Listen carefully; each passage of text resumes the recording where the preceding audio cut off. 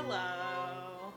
Hi everyone, so this is a very different video from what I normally do. I read the entire Bridgerton series last month and I wanted to do a recap for you.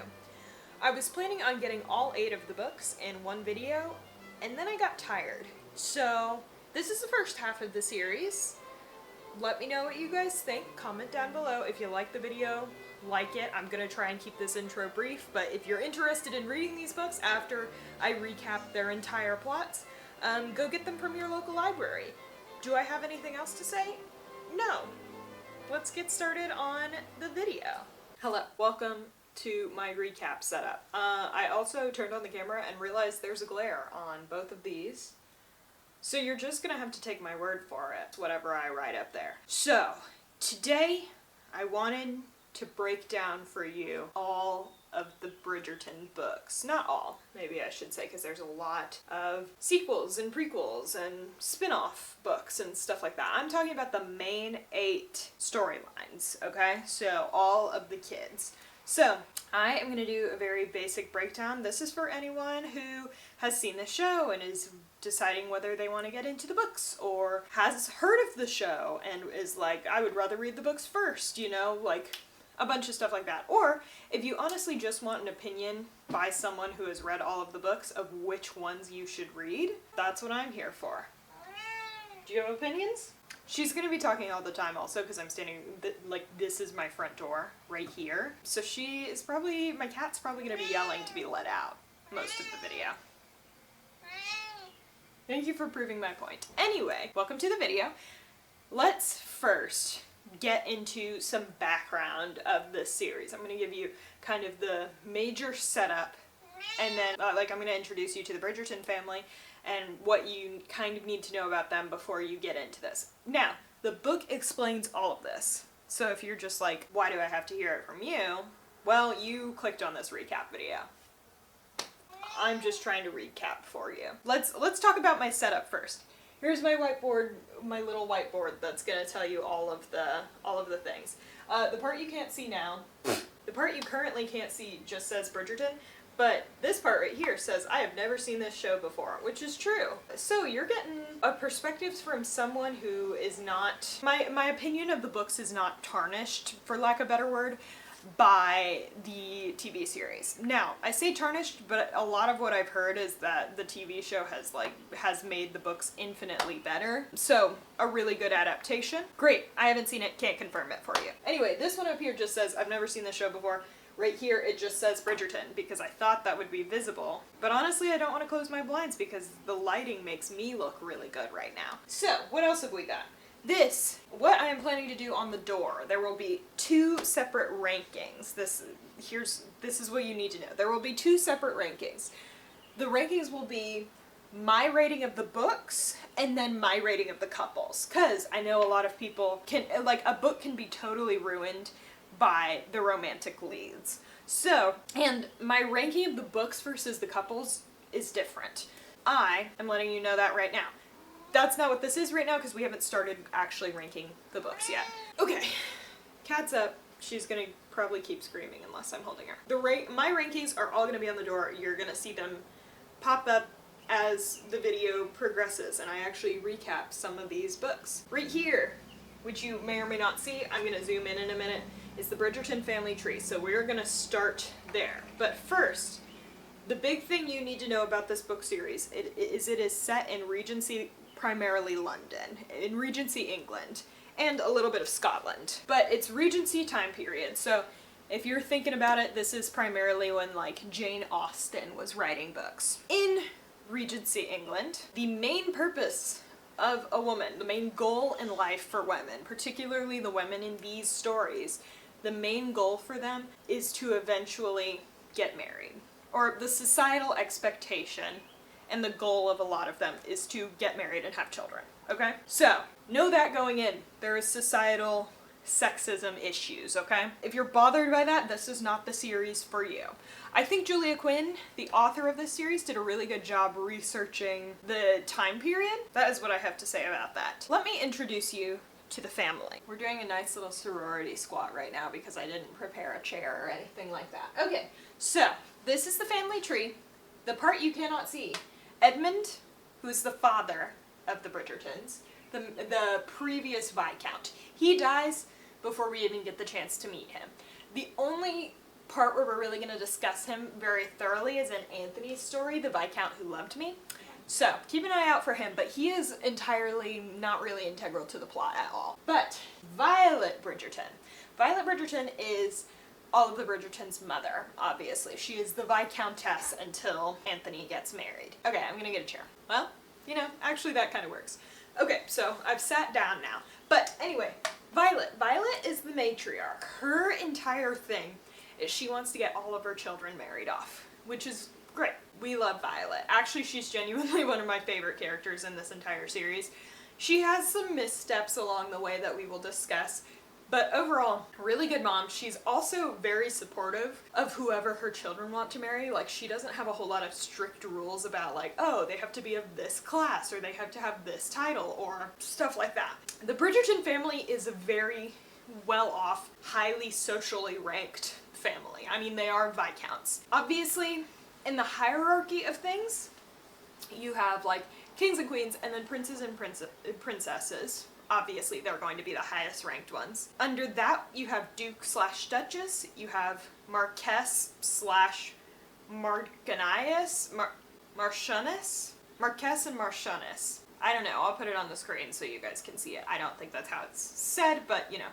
Under that is the Earl/Countess role, and then you have Viscount and Viscountess, and then under that is Baron. So, the Bridgertons, while they're not like the highest ranked people, they're pretty well known. Like, they are Viscounts. They are high level nobility, and they are a family that a lot of people are trying to marry into.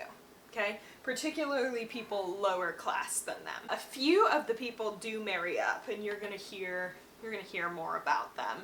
High level people, everybody knows them. Violet is canonically friends with a lot of people, so they're also just socially very well known by the Ton. And the Ton is a group of people that is like high society. That's the Ton. We'll talk about them more when I start explaining Lady Whistledown and who she is. But anyway, let's get more into the Bridgertons. So, the Bridgertons, Edmund and Violet, have 8 kids. They are named in alphabetical order. It's one of the very first things you learn about them. But you have Anthony, Benedict, Colin, Daphne, Eloise, Francesca, Gregory, and Hyacinth. I don't know if the names like Hope or Hannah or Holly existed, but Hyacinth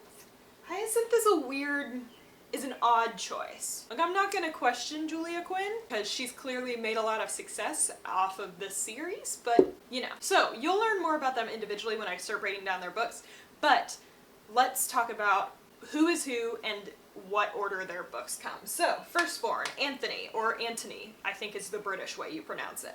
Anthony. I'm American. Sorry. Anthony is the eldest child. He assumed the role of Viscount at 18 when his father passed away. You're not dying. He assumed the role of Viscount when his dad passed away, okay?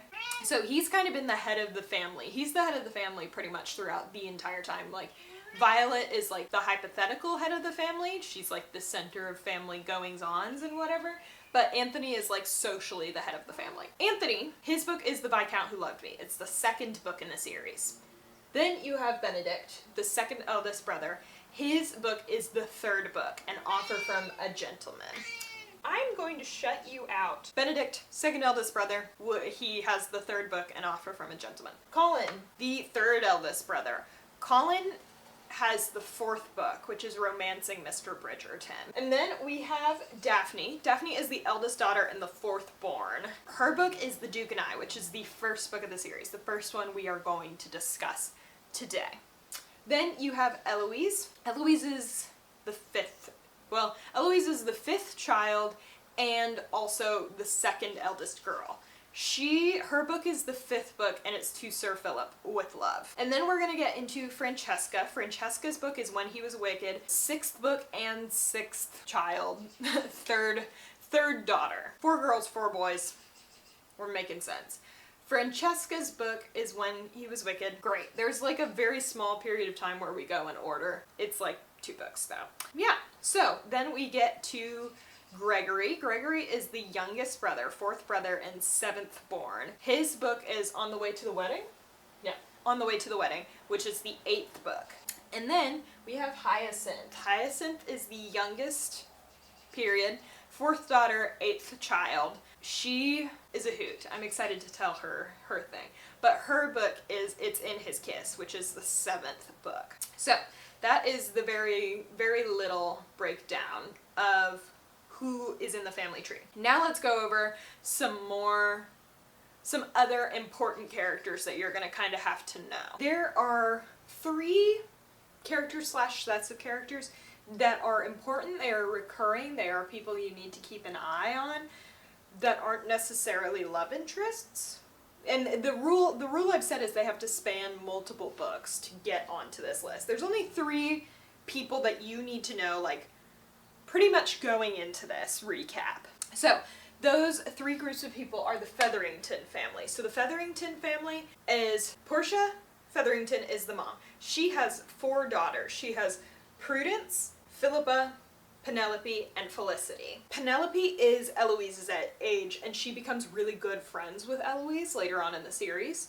And then Felicity is Hyacinth's age, and she and Hyacinth are always very good friends. Portia is like notoriously, they call her a matchmaking mama. So she's kind of doing the same thing that Violet is doing, but the big thing is the Featheringtons are kind of like a bit of a joke. Like, Portia is like 10 times the matchmaker that Violet is. She is very much like in your face about it. And one of the things that they mention is like she makes her daughters the center of attention because her daughters look like idiots. So, like, they mention how Penelope is fat, and they talk about how all of the people are wearing colors that absolutely do not make them look good, and a bunch of stuff like that. So, that family is mentioned quite a lot in the first half of the series. So, I want you to know who they are for whenever I make references to them. Then we have Lady Danbury. I don't think they ever say what her official, like, ranking is in society, but what we do know is she is significantly older. She is very involved in the society and the ton, and she is at least mentioned, I think, in 7 out of the 8 books, okay? So, she is a big deal. Every time we as readers are at a ball, Lady Danbury is there. She only plays major parts in, I want to say 2 out of the 8, but she makes appearances in most of them. So, she becomes big parts of the story, though. Keep an eye on her.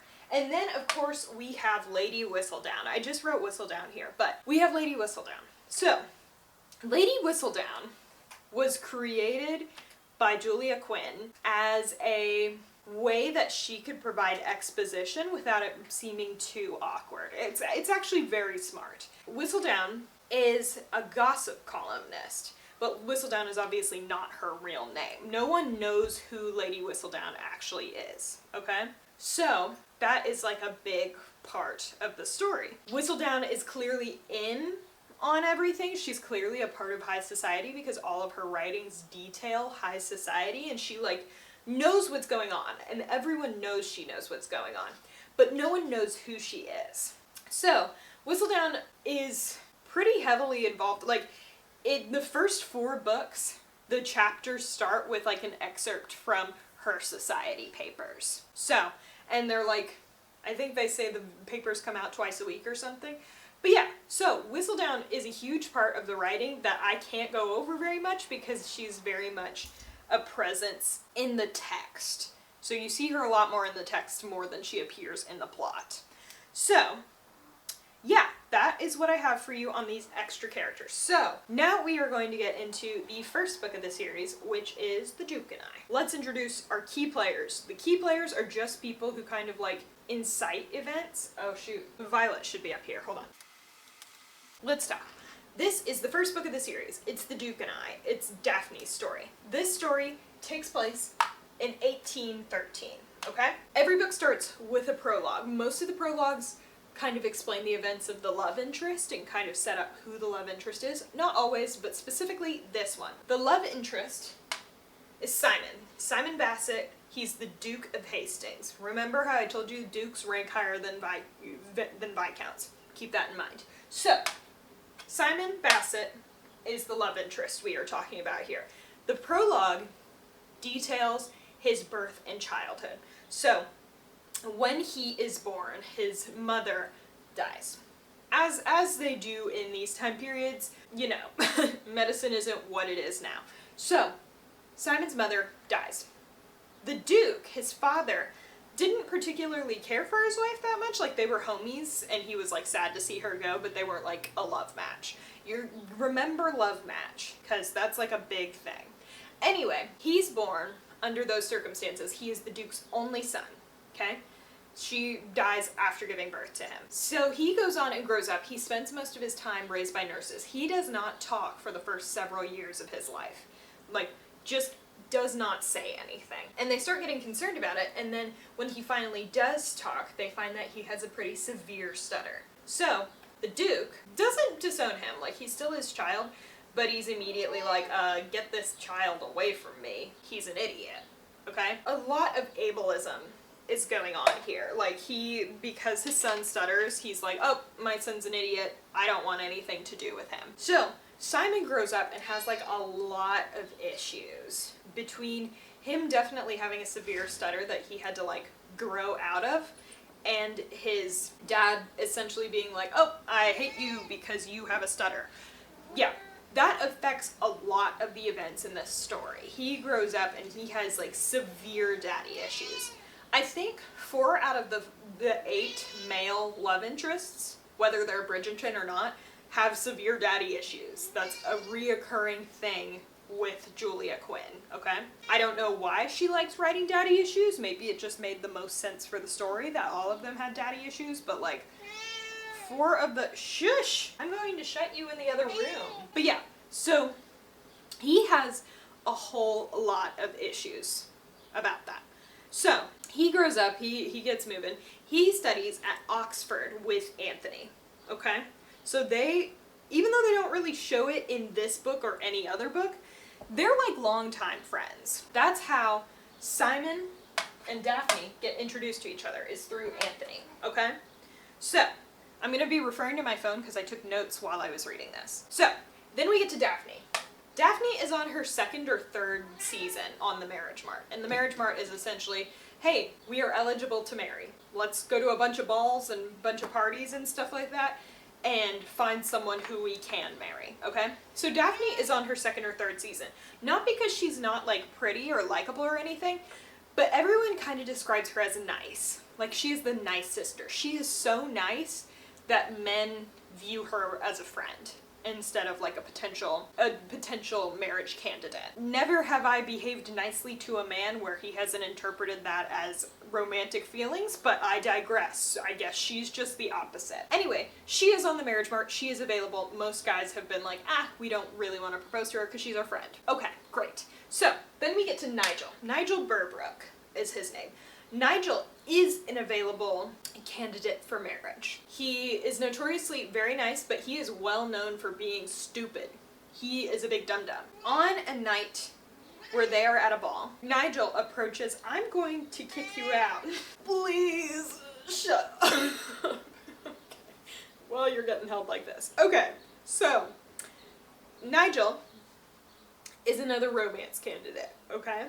So, he approaches Daphne and he's like, hey, let's get married. And she's like, I really like you, Nigel, but really not that way.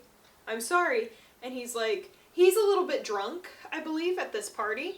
So he, like, tries to, like, pursue her out onto the balcony. They are alone. Like, society dictates that they cannot be alone, just the two of them. Like, any man and woman who is unmarried can't be alone, okay? Because it's not proper, it's not polite, fill in the blank, okay? So he pursues her out onto the balcony. Simon sees this go down, and he's like, ooh, that's not good, they shouldn't be unaccompanied, I'm gonna go, like, follow. So he walks out, and apparently Nigel has tried to make a move on Daphne, okay? And Daphne punches him in the face, as she should. He is violating her consent, and knocks him out. So Simon who I think at this point makes it very clear that he is attracted to Daphne. Is like, dang, this woman just knocked a man out. That's really impressive. And they kind of become friends, okay? Not like friends, but like acquaintances. Now they know each other, they have a name to the face. She knows that he is one of Anthony's good friends. This ball, where Nigel tries to make a move on Daphne, she punches him, she and Simon become friends. This ball is where we kind of get the first taste of everybody in the Bridgerton family. Not everybody, but a lot of people. So, we learn that Violet kind of has like a Mrs. Bennet of Pride and Prejudice type, where she's not as silly as Mrs. Bennet is. Like, she's a well-respected woman, but her goal, she's trying to marry all of her kids off. Like, she makes that very clear. Like, all of her kids are getting married soon, okay? So, even though really I think only Daphne is like fully in the ready to be married stage, because a lot of the men are a lot older by the time they're ready to get married. At this ball, we find out a little bit more about Violet. We know that Anthony is the eldest brother. He's very protective of his family. We know that, well, my note says Benedict is not interesting yet. So Benedict is at this party, but I couldn't find anything distinguishable about him immediately. So, and then Colin is bad with money, but he just returned from a year of traveling, okay? Simon's also kind of aware of everybody from the family because he is close with Anthony. The other person we see for the first time, Lady Danbury. She is like kind of notorious because she knows everything about everyone. Like one of the big theories about who Lady Whistledown is it's Lady Danbury, because she essentially just knows everything. Also, the only thing I know about the TV show is that Lady Whistledown is voiced by Julie Andrews, who is a queen. I love her. We also meet the Featheringtons for the very first time. So we're meeting everybody at this ball. Everybody who I told you to watch out for is at this ball, except obviously Lady Whistledown.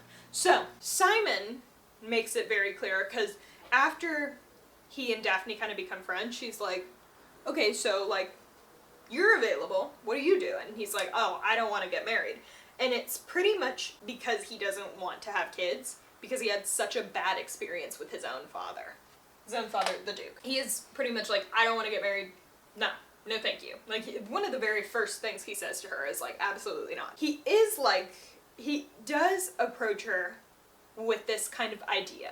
Because she's in this weird position where the only people who are really interested in her are kind of weirdos or dumb people or people she just absolutely doesn't want to marry, and she needs to have interest in her from other people who have already kind of written her off because she's too nice. Simon is like, okay, so why don't we pretend we're courting each other? Because the second they see that you are being courted by someone, they're gonna say, oh, hey, I want to do that. Kind of like a weird jealousy plot. Simon also makes this deal because he's like, this will keep all the women away from me. Because he is like the catch of the season. He's the one everybody wants to marry. Obviously, he's a duke. Like, he's high ranking. His father has also died at this point. I forgot to mention that. So Simon's the duke now. They come up with this plan, and they kind of start acting on it. But Anthony, dear older brother, Viscount Anthony, is like, you can't do that. As my friend Simon, you can't date my sister. So they do have to tell Anthony, like, hey, this is all just a plan, okay? This is all just a scam so we can get our goals. Because Violet thinks that Simon and Daphne are together. She's like, you should come to our country house with us. So Simon goes to the country, to like kind of their vacation home, essentially, because they're rich. Anthony is still kind of like fed up with this deal, like it really hasn't even started yet, and Anthony's like, I hate this. So Anthony starts having beef with Simon, even though he knows the plan. I don't know, but they are on their way to the country house. They're riding on the Thames in a boat, and then something happens. I don't remember the exact event, but something is nearly thrown overboard, and both Anthony and Simon try to catch it, and they both fall off the boat into the River Thames. Whistledown reports on this. So, at this country home, so they go to the country home, they have a good time. This, I think, is also the time period where Daphne's like, ooh, I'm gonna marry this guy. Despite the fact that he has explicitly said to her multiple times, he doesn't want to get married. Daphne is not my favorite person. And I'm gonna tell you more as it goes on, but this is kind of the beginning of, oh, Daphne, no, no. They return back from the country home. And then they go to another ball together because they're publicly courting, and they run into a different duke. This is the Duke of Middlethorpe, who approaches Simon, and he's like, hey, I was friends with your dad, and he left me these letters to get to you, because they were obviously estranged from each other when the Duke was still alive. Simon is like, heck no, I don't want those letters. Get away from me, and like storms off. Storms off into the maze, into the hedge maze. That's important. Okay? He's like really, really upset by this because anything about his dad makes him super upset. So he storms off, essentially. Daphne, really quick, turns to the Duke and she's like, hey, you can send them my way. Like, I'll take them and I'll deliver them to Simon whenever he's ready.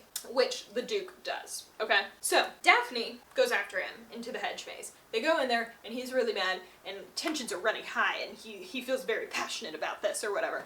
And he like kisses her. And he goes a little further than that, but I'm also trying not to get age restricted. But let's just say Anthony catches them in a compromising situation. And he blows up. He is immediately like, do you know how many people could have seen you? Like, this is going to cause a huge scandal. Now we have to duel because you took my sister's honor or something like that. Or something like that. So Anthony shows up, starts wailing on the Duke, just starts beating him up. And then he like gets mad that Simon compromised Daphne, and he's like, we're dueling now. We're gonna meet and duel, okay? And Simon, well, in all of this, Daphne falls backward and into the hedge. Thriller. And in the middle of this argument, Daphne kind of falls backward into the hedge and tears her dress and like looks a mess. So she has to leave regardless. And Daphne's like, well, you don't have to duel him if we just get married. To which Simon's like, I made a vow. I cannot get married. Whatever that means. He's just like, I made a vow. I can't get married. So, the duel is scheduled for a few nights later. Maybe the next night. On the next night, she's like really upset about it and wants to go out to the duel to like stop them, but can't. So, Colin, favorite brother Colin. The multiple of the sisters also say this, that Colin is their favorite brother.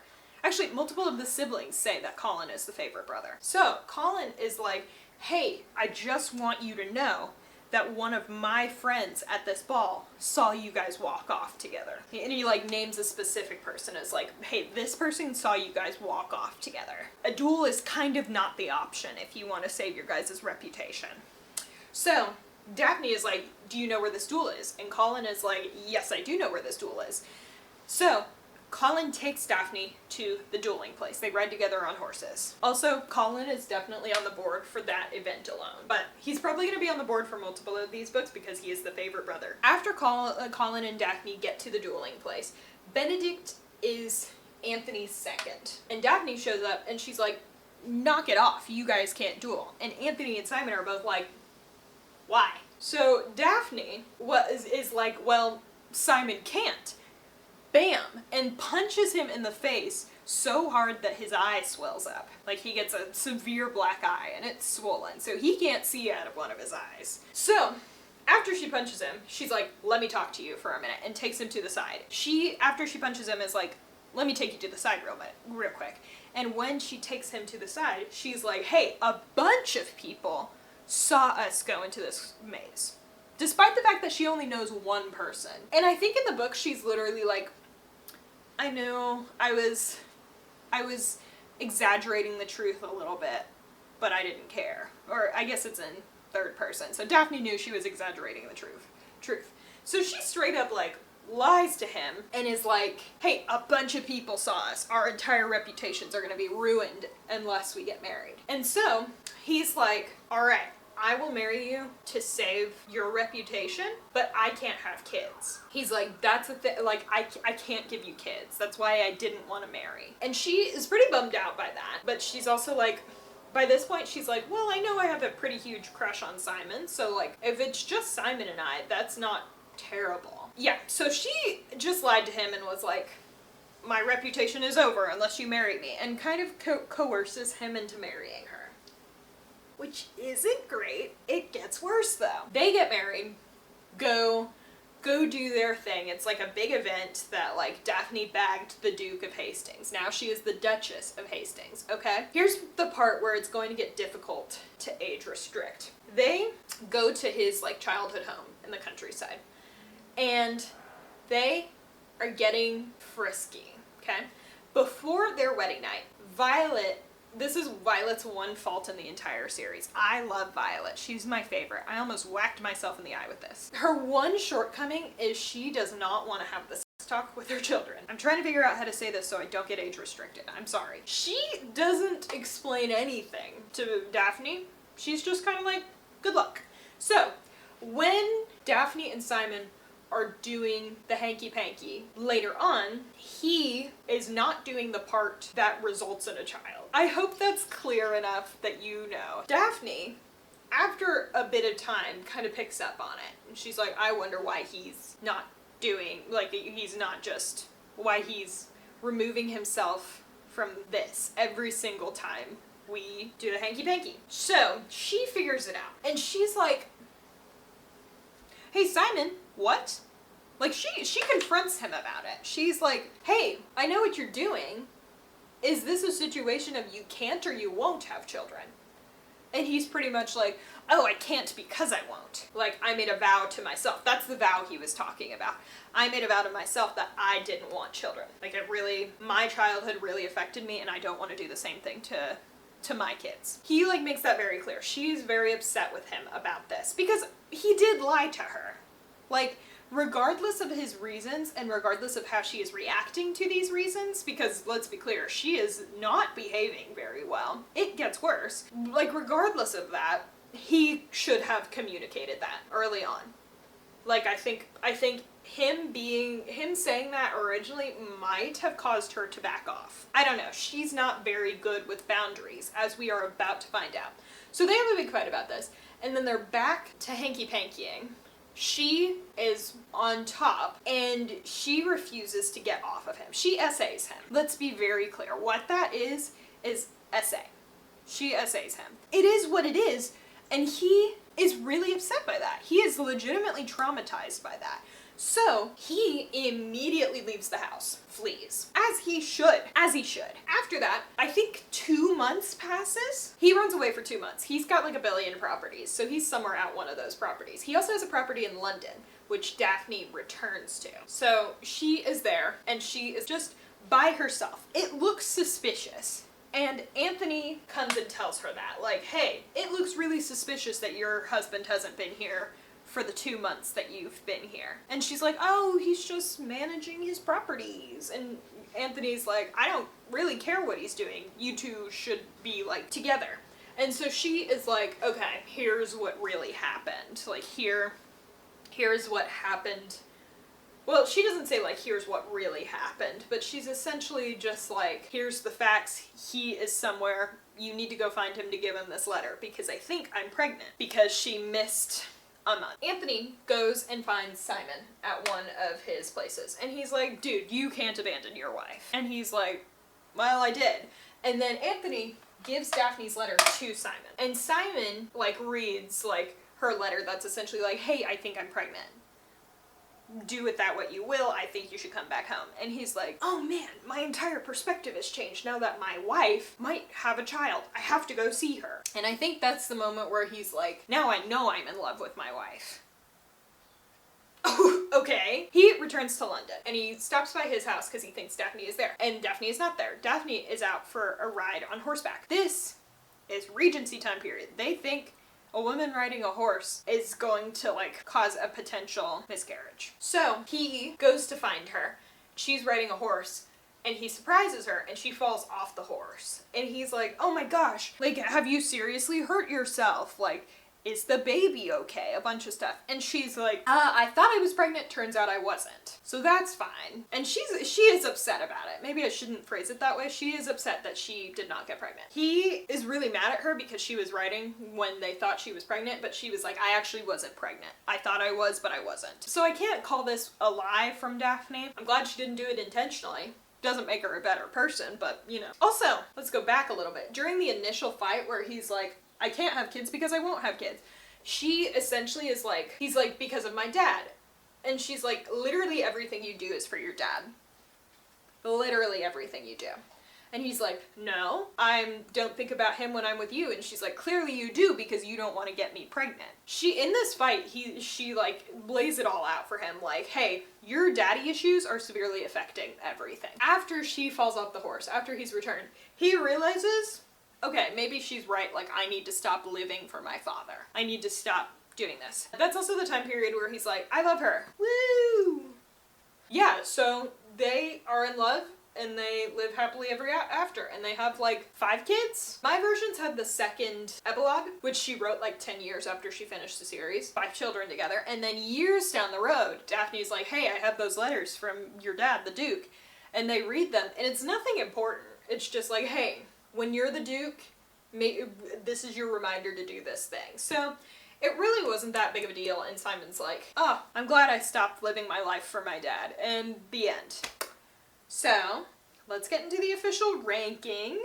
This is probably one of my, it's not my least favorite. I can tell you exactly what's my least favorite. This is my second least favorite book. I do legitimately think they are the worst couple. They are the worst couple. They have such, Daphne is a terrible human being. Between the essay and the constant, like, lying to him to get to be with him, to do something that he explicitly said he didn't want multiple times, she's a terrible human being. He is not the worst male love interest by any accounts. I actually think if Daphne wasn't so horrible, their couple rating might be up higher. But he also is not great at communication. And I personally don't think that couples should be together if one essays the other. So they're the worst couple in my personal rating. I personally wouldn't waste my time reading this book, especially now that you've watched this recap. You know what happened. So that is what we have for the Duke and I. They're also like weirdly not so connected. Like I think Daphne appears in like 2 other books for like 3 seconds each. Yeah, I don't really have any other thoughts. I hated that book. It's 7th in my book ranking and then 8th in my couple ranking. Anyway, let's move on to The Viscount Who Loved Me. We got a lot more important characters going on in The Viscount Who Loved Me. This is the second book. This is Anthony's story. Okay? So, this also takes place 1814, the year after Daphne gets married to Simon. So, where to begin? This is one of the only prologues that takes place from a Bridgerton's point of view. This kind of tells the story of when Anthony is 18 and his father passes away at the age of 38. He dies from a bee sting. So apparently, Julia Quinn says this in her book, but apparently bee sting allergies only form the second time you've been stung. So there was like this weird thing where Anthony was like, my dad's been stung before though, but because it was the second sting, he died from a bee sting allergic reaction. Not a great way to die. But because his father died so young, and because Anthony was very close to him, Anthony convinces himself that he is not going to live past the age of his father because he believes he cannot outrank his father in any way. So and that includes outliving him. He cannot outlive his father. So he has kind of made up his mind that he was gonna die before age 38. By the time we are to this book, I wanna say he's already 30. He has basically convinced himself he's gonna die. So he's got a lot of he wants to make sure his family is as comfortable as they can be before he goes. Despite the fact that he's like 30 max. So that is what we learn from the prologue. We learn that Anthony does not think he can outrank his father in any way, including in age. So, yeah. The first chapter, though, we meet Kate, her half-sister Edwina, and her stepmother Mary. Kate and Edwina are both on the marriage mark. Kate is bordering on spinster age because she's, get this, 22 years old. She's bordering on spinster age, okay? Edwina is 17, and she is kind of considered the diamond of the season. The diamond of the season is essentially who is the most sought after woman on the marriage mart.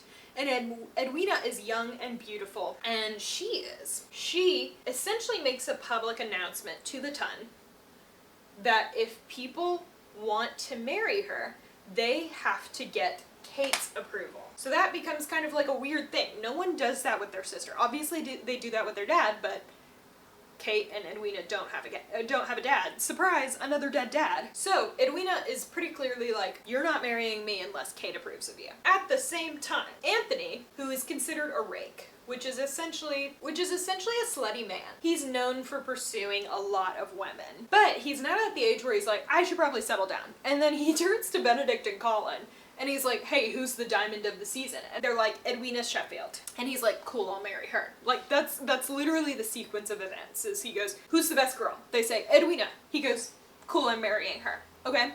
So he hears about this whole deal that Edwina said, where she was like, if you want to marry me, you gotta get Kate's approval. That is how they kind of meet, okay? Not necessarily. I think there's a ball that happens. But, yeah. And also, at this ball, we see Penelope again.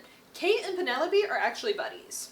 Like, because no one's necessarily pursuing Penelope, and because Kate is essentially a spinster at age 22, they're buddies, okay? So they're, like, bantering with each other when Anthony approaches them to dance with Penelope. Because Violet makes sure all of the Bridgerton boys, the 3 eldest Bridgerton boys, because I want to say Gregory is like 12 in the first book, she makes all the Bridgerton boys dance with Penelope, so she's not alone all night, which is so sweet of Violet. But yeah, so Anthony meets Kate there, and he's like, hey, I heard I need your permission to marry Edwina.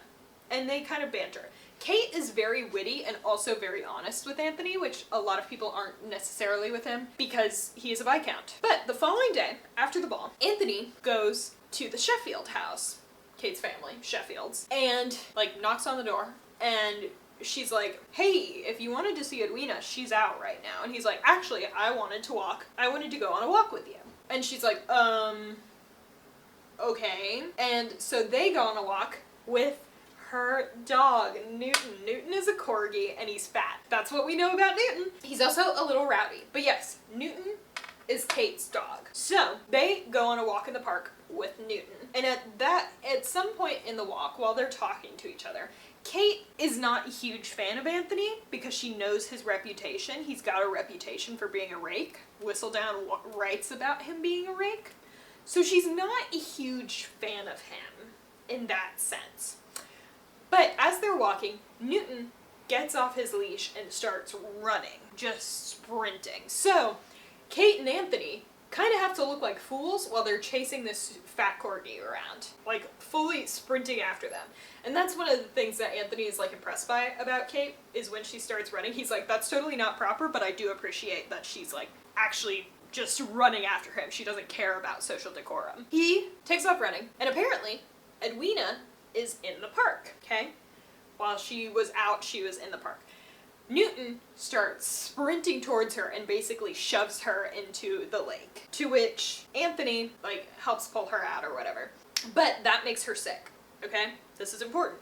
That makes her sick, so Kate and Mary go to the next Bridgerton event, just the two of them. They go without Edwina. At this Bridgerton event, Anthony has pretty much figured out that he's very attracted to Kate.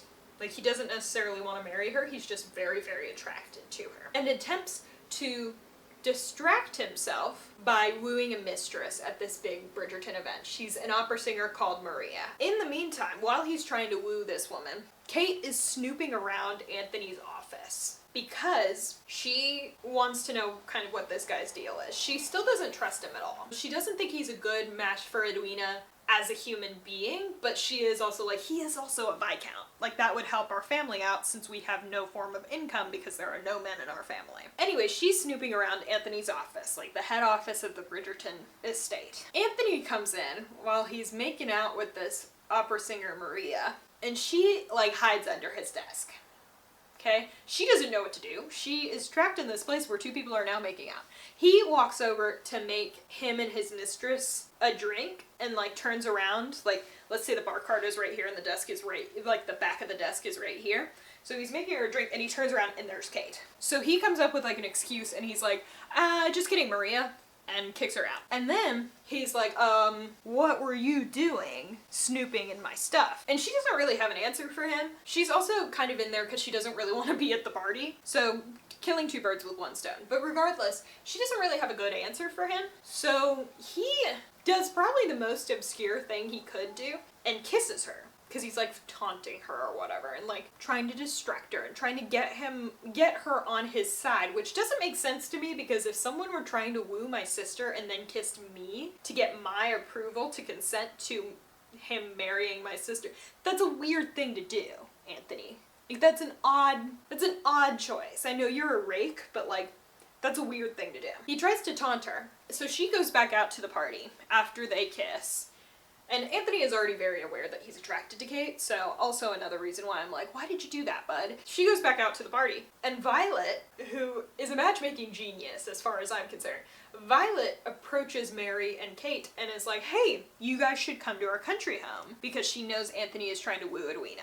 So they are now going to the country home, just like Simon got to go to the country home. They spend time at the country home. Edwina is feeling better, so she is also there, but they're spending time at the country home. And while they're there, Daphne and Simon come over, and they all decide to play Pall Mall, which is that little mallet game that you see in like Alice in Wonderland. I think it's also called croquet. Maybe I'm wrong about that. Comment below if I'm totally off base with that. But they play Pall Mall, okay? But there's a mallet that Anthony always wants, and Colin gives it to Kate. So Kate and Colin are like conspiring, because Colin is the favorite brother. Is he on this list? No, he's only in this scene. But they were all playing Pall Mall together. And the goal is to get the ball through the hoops, but the way the Bridgertons play it is honestly just to disrupt each other as much as possible. So they're harassing each other. And Kate, eventually after being fed up with Anthony, hits his ball down into the lake. To which all the other Bridgertons are like, ah, she's the best. This girl's the winner. So this game that consists of Simon and Daphne, Benedict, Colin, and Edwina, and then Kate and Anthony. They all go back inside, and Kate and Anthony have to go into the lake to go fish out the ball. While they're doing that, Anthony is flirting with Kate again. You are sending a lot of mixed signals, Anthony. I feel like it would just be easier for you to marry Kate at this point, but he'll get there. I mean, this is a romance book. These two do have to end up together. They'll get there. The Bridgertons have a big fancy dinner. Who is invited to this fancy dinner? Well, of course, Penelope and Portia Featherington.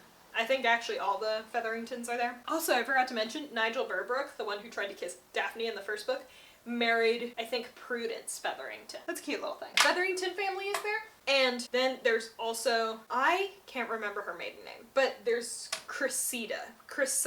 I don't know how you say her name, so from now on she is just going to be called Watercress. Watercress is a mean girl.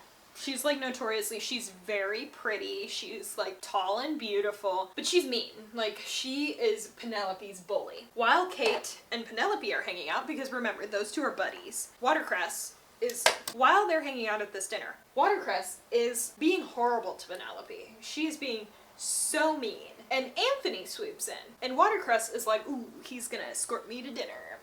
But he actually turns to Penelope and is like, here, let's go to dinner now. Because remember, the Bridgerton boys know Penelope. I won't say they're like best friends with her or anything, but they're friends. So he's like, I'm gonna walk you to dinner. Which Kate sees and is like, that is actually one of the nicest thing ever. Is Anthony attractive?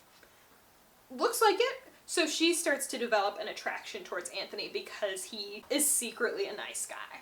Even though he's kind of a rat, he's secretly a nice guy. Later that night, Kate cannot sleep. She doesn't like experience insomnia. I think she's just up and thinking about like what Anthony did, and she's like, oh, am I attracted to the guy who's trying to woo my sister? Yikes. So she's up in the middle of the night. She goes to the library at the Bridgerton estate and is just kind of looking around when a storm hits. Storms do something weird to Kate. She is like paralyzed by fear. We don't know why yet. We will find out. She has always been terrified of storms though. She does mention that like she is terrified. So she is in this library just kind of like huddled knees to chest, like just there. And Anthony also can't sleep. And I think Anthony thinks he hears something. So he goes down and finds her, essentially talks her down, gets her to chill out enough that she can go to bed. The next day, they are out in the garden and she approaches him and she's like, hey, I really appreciate you doing that for me. Like, you didn't have to. I know it was kind of a strange thing. I really appreciate you doing that. To which he's like, no big deal at all. And he makes it very clear, like, why wouldn't I be? Because he's a nice dude. Like, remember, he's like secretly a nice guy, even though he's kind of an ass sometimes. So Kate is like, you know what? You actually seem like a really decent human being. I'm gonna go ahead and give my consent for you to marry Edwina. Which is kind of slay, but also Anthony's like, aw, bummer. Like, now I won't get to spend time with Kate. Will you notice some things about yourself, sir? Can you do that? So Kate and Anthony are talking to each other, and at that point a bee comes and lands like right here on her collarbone. And he starts freaking out, Anthony does, because remember, his dad was killed by a bee sting. He's terrified of bees. So they're sitting there and she's like trying to talk to him and he's just like freaking out. And he like behaves so weirdly that the bee stings her because she's like jerking around, like she's reacting to what he's doing, and the bee stings her and she's like, ouch. And Anthony is like, I have to suck the venom out right now. So he does that because he's going to die. In theory, it's very sweet. He's just not communicating it very well because he's panicking. He like pulls her dress to the side and like sucks the venom out, which is seen when Violet, Mary, and Portia Featherington come out. The thing I didn't mention about Portia, she is also notoriously one of the biggest gossips in the ton. They know she's gonna rat. Even if Violet and Mary are very chill about it, they know Portia's gonna rat. And Anthony's like, Portia, you're not allowed to rat. And she's like, you wouldn't even know it's me. And he's like, yes I would. Everyone else here can keep their mouth shut. But because Portia sees it, and because their mothers see it, Anthony is like, all right, Kate, let's get married. We got to avoid some scandal. Like, this was kind of a compromising situation because it definitely looked like I was kissing your neck. So let's get married. So they get married. Well, that could have solved a lot of their issues before if they had just married each other.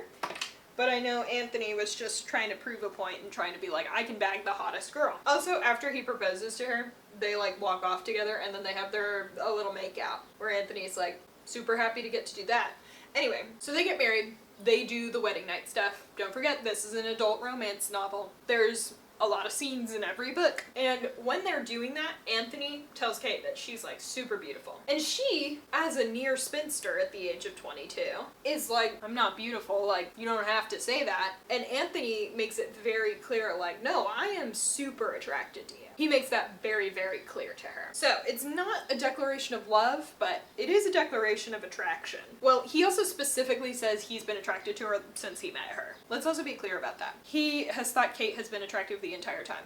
Again, Anthony, use your brain. Just marry Kate in the first place. They still get married. It's fine. Anyway, Edwina, who has always indicated that she wants an academic man, meets a man named Mr. Bagwell. Mr. Bagwell, as a person, is not important, but he becomes important shortly. So that's what's going on in Edwina's life. Kate is asleep and a storm happens, and she starts having nightmares where she calls out to her biological mother. Anthony sees it and essentially calms her down again, and then the next morning is like, we have to go talk to Mary, your stepmother, about this, because we have to know what's going on. Why are you calling out to your mother when you hear a storm when you're asleep? Kate and Anthony go visit Mary, and they're like, what is this?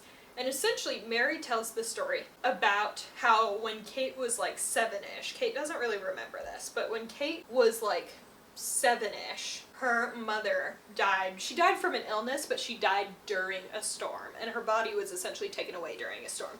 So, little tiny Kate associates storms with the death of her mother. Modern day, 1814 Kate does not remember this. So they find that out about Kate, and Kate essentially is able to unpack her massive phobia of storms, which is really cool. And then they get home, and Anthony, I don't remember his exact thought process, but Anthony kind of figures out he's in love with Kate. And Kate kind of figures this out when he takes care of her through the night. She realizes, oh, I'm kind of in love with this guy. But yeah, they kind of come to the realization around the same time.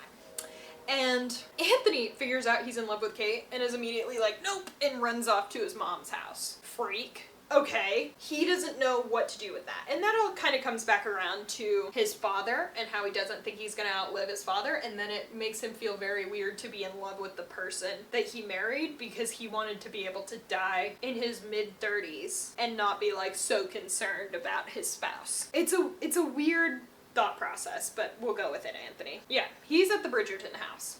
So Eloise, the fifth sibling, the second oldest daughter, Eloise sends a letter to Kate, and she's like, what's going on with Anthony? He is at our house right now. You should come get him.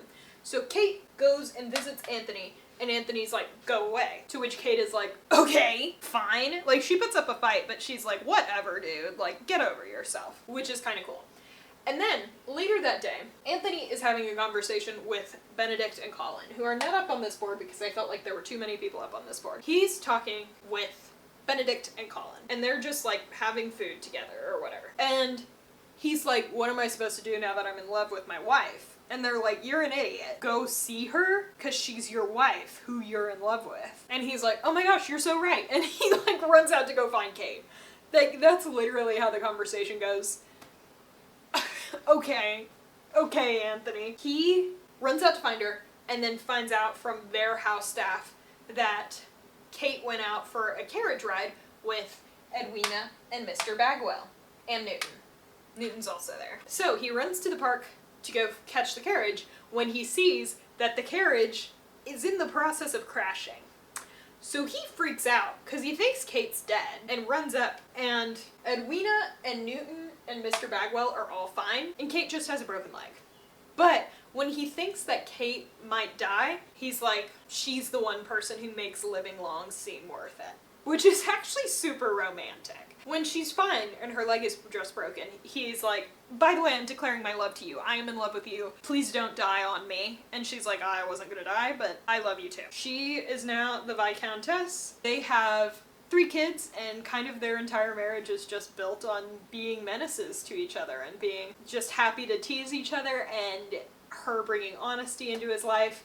If you can't tell, they are one of my favorite couples. Which gets us on to our rankings. The Viscount Who Loved Me is one of my favorite books of the series. You can't tell what that is, but that will be spot number 2. Kate and Anthony they are so good together, and their banter is so fun. And honestly, just the story is super fun. Kate and Anthony, the Viscount Who Loved Me is my second favorite book of the series, just straight up. So, just because it's so satisfying when they get together. Anyway, let's talk about their couple ranking. The only complaint I have about this relationship is it's super weird that he kissed her when he was openly courting her sister. That's a weird thing to do. They're still going up higher than certain other couples just because I love them, and I think they do great, and I think Kate is one of the few women in the series who actually stands up to her husband and is like, hey, knock that off, you know? They are probably going to go in 4th place. Let's say that 4th is right here, okay? Kate and Anthony are gonna go in 4th place, and it's only because some other couples are just a little bit better. Like, that's just it's weird to kiss the person you're pursuing's sibling. Anyway, moving on to An Offer from a Gentleman. Okay, things get a little different in An Offer from a Gentleman. The first being is the books kind of start to feel a lot more put together. Julia Quinn released Viscount and Duke in the same year, and I don't know if she knew how well it was gonna go, like if she knew she was gonna write sequels, because An Offer from a Gentleman feels a lot more interconnected with the other stories at this point in time. So, there is another plot line that will be discussed, and several other characters mention things that I'm going to discuss. But, let's get started. So, Sophie Beckett. Sophie Beckett is our love interest. The prologue is about her. The first part of this book takes place in 1815. And then the next part takes place in 1817, 2 years later. The prologue is about Sophie. Sophie is the illegitimate daughter of the Earl of Penward. So her mother dies, and her childhood is spent in her father's home. But no one ever acknowledges that she is his kid. Like, not to her face. She is aware of it, but like her father doesn't behave like a father to her. The Earl marries Araminta. Araminta is Sophie's stepmother. She brings along her 2 stepdaughters, Rosamond and Posy. Is this starting to sound familiar yet? Well, I'll keep telling the story. Sophie is treated well until her father dies. Araminta, after her father dies, Araminta's like, alright Sophie, get out. Like, you're gone. Bye. But when they're reading the Earl's will, it essentially says, like, hey, you can have 2,000 pounds a year to live on if you don't keep Sophie, or you can have 6,000 pounds a year to live on if you do keep Sophie. So Araminta does kind of put herself in a weird, is kind of put into a weird situation and decides to keep Sophie, but begins to treat her like a servant. Where we start off in the story is that Sophie is being a servant to her stepmother and stepsisters. What do we know about these stepsisters? Rosamund's a little brat. She's up on this board only because she is related to Sophie, not because she has any plot importance other than she's a little rat. Posy is the younger daughter. Posy is also a lot nicer. Additionally, Posy is not treated the same way as Rosamund. Rosamund is known for being very tall and pretty. Posy is kind of chubby and not necessarily sought after for marriage. Araminta's favorite kid is Rosamund. Posy is scared to death of Araminta, so Posy doesn't really stand up for Sophie, but Sophie and Posy are like buddies. The Bridgertons are having a ball, as they do in every one of these books, as they do. And everyone is invited. It's one of the big events where like any royalty, regardless of if they know them or not, anyone with a title is welcome to come to this. This whole family goes, and Sophie's like, hey, can I go? And Araminta's like, absolutely not, you're a bastard. So all of the other house servants, as soon as Araminta and the girls leave, all of the other house servants are like, Sophie, here's some of the Earl's mother's clothes. Go to this masquerade ball. Oh, it's a masquerade ball, by the way. Go to this masquerade ball. And she wears this beautiful silver dress with her little mask and some gloves. She goes to the ball. And because it's a masquerade, nobody recognizes her. And then we kind of cut to Benedict's point of view. Benedict is in kind of a weird mental situation where he doesn't feel like he gets a whole lot of individuality, like he only feels like a Bridgerton boy, which I'm so sorry, Benedict, but that's kind of how you're written. You're not very interesting in the first two books. So he is really like struggling with being a Bridgerton because he really wants to be identified as a person, like an individual, without being identified as like a Bridgerton. And that's what we will learn about him. But anyway, at this ball, he sees Sophie. Obviously, she is all masqueraded. She's wearing this really pretty silver dress, and he is like immediately in love with her. You can see where this is going. This is a Cinderella retelling. Part 1 is. So, he is like instant love at first sight. Sophie, who knows the Bridgertons, because of course she reads Lady Whistledown, is like, holy crap, Benedict Bridgerton is talking to me right now. She learns this after a few minutes, and she's like really embarrassed because she's like, oh, I didn't know you were a Bridgerton. He was like, how could you? I was wearing a mask. But they share a kiss. Surprise, surprise, the clock strikes midnight, and the ball etiquette, the masquerade ball etiquette, is that you're supposed to unmask yourself at midnight. Sophie does not want to do that. She's terrified to do that. So she runs out, essentially. She does drop one of her gloves, though, which has the initials and the crest of Penwood on it. So Benedict is pretty quickly able to figure out, like, okay, this person belongs to the Penwoods. Sophie gets back home.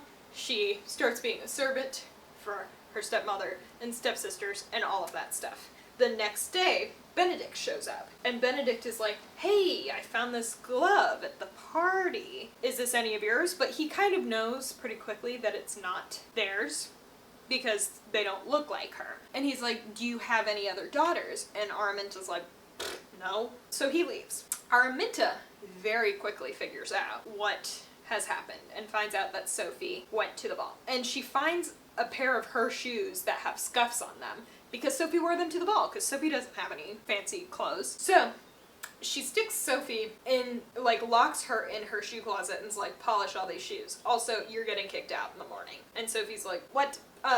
Because she disobeyed Araminta, essentially. So Sophie steals some silver shoe clips from the shoes that she's obviously cleaning so she can make a little bit of money before she has to go get another job. That's the end of part 1. Bonk. Part 1, 1815. 2 years later, Benedict is at a party hosted by the Cavenders, and he hates it there. Like, one of the first things we hear about this party is he's like, this party sucks. I really want to leave. And as he's on his way out, he sees 3 men, including the main Cavender guy, harassing the servant girl being Sophie, who now works for the Cavenders. He sees them harassing her and threatening to SA her. So not a great situation. And Benedict steps in. He's like, knock that off. And they're like, do you want to turn? And he's like, no, you need to like treat your servants with some more respect. And they're like, what are you going to do about it? And he's like, I'm going to hire her. So he hires Sophie. They walk to his cottage, which is close to the Cavenders' countryside house. And in the middle of that, it starts pouring rain. So they are on the way to this cottage. It's pouring rain. They get there, and an old chest cold that he has starts acting up, like one he just got over starts acting up. And he gets like really feverish, and like the carers of this cottage, whose names are escaping me, aren't in. So it's just the two of them. So Sophie's like, I've taken care of sick people before. Let me help you. And starts taking care of him while he is like delirious because of his fever. While he's delirious, he's like, hey, can I have a kiss? To which she's like, no, you dope. And he goes to sleep, and she's like, hey, I've always been in love with you. Because remember, Sophie is the lady in silver, which is what they all call her. Sophie is the lady in silver. So she's like, I will always be in love with you, Benedict, but I can't marry you because I'm a little servant girl. Benedict, feverish and delirious, will not remember any of this. It will not come back up. So the next morning, when Benedict is feeling better and the carers of the cottage are there, he basically is like, no, Sophie's my guest. Sophie is not my servant. Sophie is my guest. So, like, he makes that very clear to the staff there. She just kind of is like, yeah, he's lying. I'm gonna go do servant things. So she just continues serving him, essentially. Even though he's like, she's a guest. He figures out that he is very attracted to her in this meantime. He's got this weird thing where he's like, I know I'm in love with the lady in silver, so I don't want to get married yet until I find her again.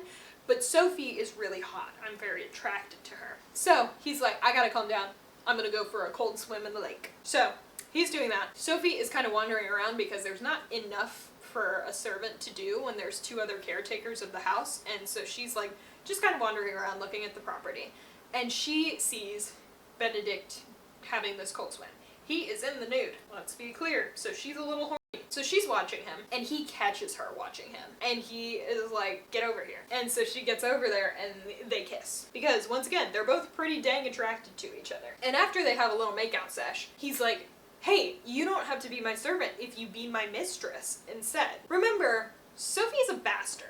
Sophie's mother was a mistress, and it clearly hasn't worked out very well for Sophie. So Sophie's like offended, as she rightly should be. She's like, no, I'm not gonna be your mistress. That's not for me. You need to calm down. And then she is like, okay, I'm leaving, because that was a disrespectful thing for you to ask me, which I agree with her. I mean, obviously he doesn't know her background or anything, but like, it is a little offensive that he's like, you should be my mistress instead of anything else.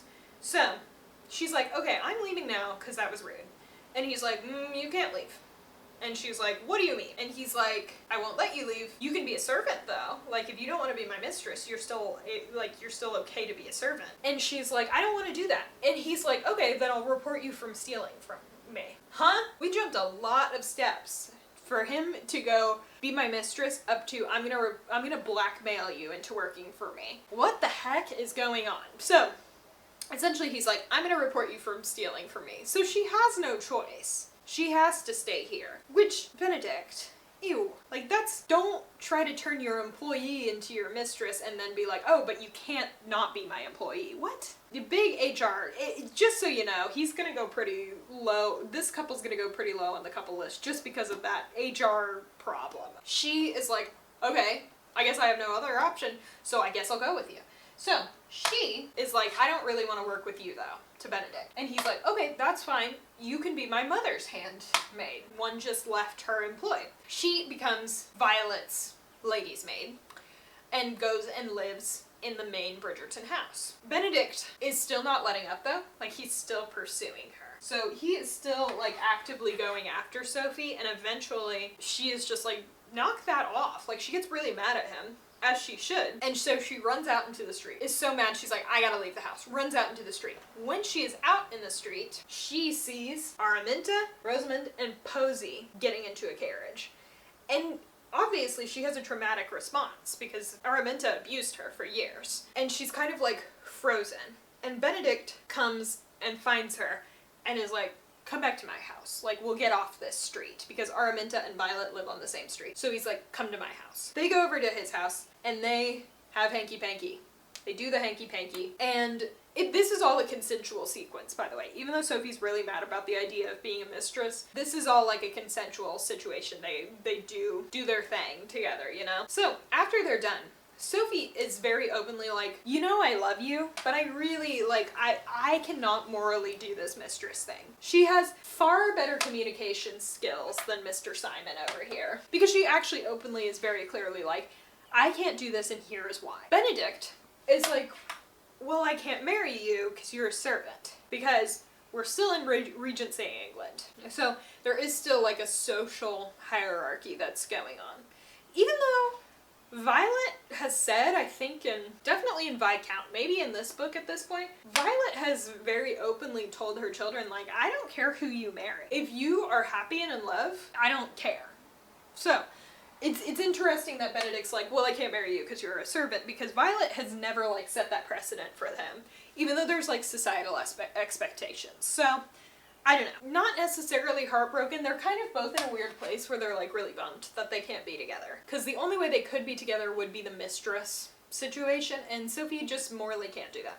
So, Sophie goes back to work with Violet and the Bridgertons. When she is doing that, she actually becomes good friends with Eloise and Hyacinth, with like all the girls who are still living there. And by this point, Penelope is back. We love Penelope. Penelope has now, at this point in time, become really good friends with Eloise. So she comes over for tea like every single day. And Penelope, we find this out, has a really, really good recall for faces. Like just if she encounters people. She actually, Penelope, ran into the lady at Silver, like they literally ran into each other at this masquerade ball. And Penelope is like, you look really dang familiar. Because Penelope definitely recognizes Sophie as the lady in Silver. And Sophie kind of gets freaked out. Sophie is kind of freaked out, so she goes back to work. Benedict shows up at the main house with Anthony and Colin because they're having like a little family meeting, or they're having family dinner or something.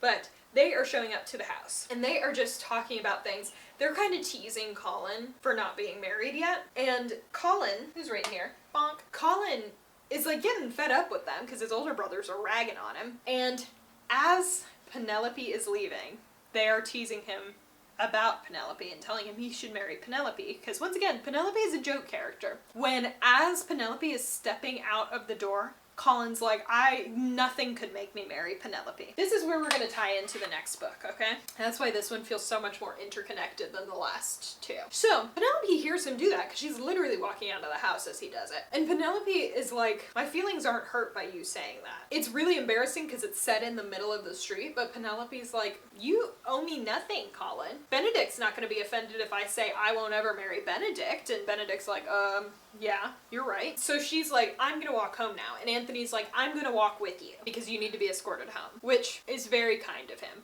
Whistledown later reports this instance and is like, sucks for Penelope though, because the one person she left on the arm of was the married Bridgerton brother. So, this will play a big part in the next book. I'm telling you about it now because it plays a big part in the next book. But yeah, anyway, back to Benedict. Also, one of my notes says Eloise believes in education for women. Yay, feminism. She doesn't play a big part in this book, but I wrote that down because I was like, woo! A strong character, and a character who is ahead of her time. Benedict goes in and he's like talking to his mom. And he's like, how did you know you loved my dad? And she kind of tells him the story of like how she felt and stuff. And Benedict realizes, as Violet is telling him this, that he feels the exact same way about Sophie. He like wants to go up and talk with her. Because they're having like this big family reunion, there is some cousins who have brought their little kids, and Sophie's upstairs playing with those little kids. So, Benedict's like, I'm gonna go find Sophie and talk to her. And he walks up. They are playing Blind Man's Bluff, which is essentially Marco Polo, and you're blindfolded. Sophie is the blind man, so she's blindfolded. You can't see this part of her face. So when Benedict walks in, he realizes that Sophie is the lady in silver, and gets really mad at her for lying to him. I don't necessarily feel as though this might seem a double standard, but I don't know if this is necessarily lying because she's really not obligated to tell him that because she has no chance with him, according to him. Like, he told her he can't marry her, so why should she feel the need to disclose that information to him? Regardless, he gets really upset with her for lying to him. And she's like, fine, I can't deal with you anymore, I quit. and leaves the Bridgerton house. Literally on her way out the door, Araminta catches her and has her arrested because she stole the shoe clips 2 years ago. So we're looping back around. The next day, Whistledown, who is coming in clutch, Whistledown reports that Sophie has been arrested. She's essentially like, a servant from the Bridgerton house was arrested when Araminta accused her of stealing. So Benedict and Violet both realize where Sophie is and go to jail to get her. On their way to that, Araminta comes in and visits Sophie, okay? And she's essentially taunting her, and she's like, oh, you're gonna get shipped off to Australia, which at this time was essentially a big island where the British sent their prisoners. Hi Australians, any Australian who might be watching, we love you. Yeah, she's like taunting her. She's like, it's your word against mine. You're going to be shipped off to Australia, if not killed. So, Benedict and Violet come in. And they come in, and Benedict's like, you need to release my fiancé right now. To which Sophie's like, fiancé? What? And Posey comes in. We remember Posey. Posey actually has always really liked Sophie, as I mentioned before. And this is the moment where she decides she wants to stand up to her mother. And she is like, actually, I stole the shoe clips, so you can't arrest Sophie. I stole them. So, Araminta is kind of like in a odd situation. And at this time, Sophie decides to come clean about her parentage. She's like, hey, my dad was the Earl of Penwood. Araminta is actually my stepmother. And like, she kind of tells the story of what happened. So, Violet is pissed, because Violet is a good mom. And she's like, that's a terrible thing to do. So she is really, really mad. But Posey, as they're all talking to the magistrate, who's kind of the chief lawmaker, I guess, law upholder, they're talking to the magistrate, and Posey's like, actually, because she is the daughter of the Earl of Penwood, she had a dowry. And, and Posey says that, and the magistrate is like, where is it? And Araminta can't answer. So Posey insinuates that Araminta spent it all already. And so Violet's like, maybe you're going to Australia now. This sequence is so fun. I actually really like this sequence. But Violet's like, I'll send the solicitors after you. Like, I'll have you arrested. Unless you want to tell everyone that Sophie was the Earl's ward. Okay? So, Araminta has no other choice. And, like, publicly declares, yes, Sophie was my husband's ward. Okay? So, she now officially has a nice little title. She is not a servant girl any longer. And Sophie is like, hey, Posey, you want to come over sometime? I haven't seen you in a long time. And Posey's like, yes, I would love that. And Araminta is immediately like, alright, I'm disowning you. Like, we're done. And Sophie, like, really gives it to her, where she's like, it's really crap that you decided to treat one kid better than the other. That's a terrible thing to do. You're a bad mother. See you later. So, Araminta essentially flees to the countryside, okay? Now that Posey is disowned, Posey is still only like 17, so Violet takes her in. So, Posey kind of becomes like a pseudo-daughter for a few years. So, anyway, at this point Benedict's like, hey, I called you my fiancé. Do you want to get married? Like, I'd really like to marry you. Because they both kind of figured out they're in love with each other. And so she says yes. And they get married and they have a bunch of kids. They have 4 kids, specifically. So, they do also get Posey married off. Posey marries a man named Hugh Woodson. And they have a bunch of kids together. So, a really satisfying ending, and honestly the whole like Araminta sequence is actually very fun. I had a lot of fun reading that one. So let's move on to the ranking. There are 3 that are all kind of around the same area for me, because they're not hugely memorable. This is one of them. So, my official placement, like, when we talk about this, I would say there's 3 really good ones. There is 3 pretty neutral ones, and this goes in that category, and then there's 2 bad ones, okay? 2 that I just totally didn't enjoy reading. So, An Offer from a Gentleman. An Offer from a Gentleman is going to be number 6, just because most of it's very bland. That last sequence about the arresting is super fun, but most of it's very bland.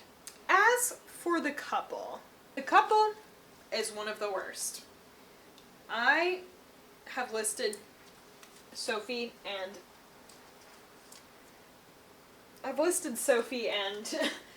Benedict. Oh wait, that's a couple. As number 6 again. Because that whole blackmailing her into staying with him is icky. Can we admit that? Can we admit that that's something icky to do? Because it is. So, they're not the best couple. I don't love the blackmailing to stay together. They're also otherwise just not hugely memorable to me. I mean, it's a Cinderella retelling. Do with that what you will. But that is Sophie and Benedict's story. That is book number 3. Let's move on to book number 4. Okay, several things to know. I fixed this. It should look a little more put together. Another thing, I'm sitting down because my hips are really hurting. And then, an event happened chronologically at this point in time, okay? That they just mention in one sentence in this book and then really don't bring up otherwise, okay? Francesca, the 6th child, who made her debut during the events of Benedict's last book. Francesca married a man named John. You will learn more about him in her book. And you might be asking, why didn't they get their own book? Well, you will see. But that happened the same year as Benedict and Sophie getting married. Those are the things you need to know. 2 of which involve me, 1 involves the actual story. So, let's talk about Romancing Mr. Bridgerton. I wrote it up here, and you can't see it anymore because I'm sitting down. So whatever, there's the book cover. Romancing Mr. Bridgerton takes place in 1824. So this is 7 years after the event of Benedict and Sophie's book. So I think this is the biggest jump we get. I might be wrong.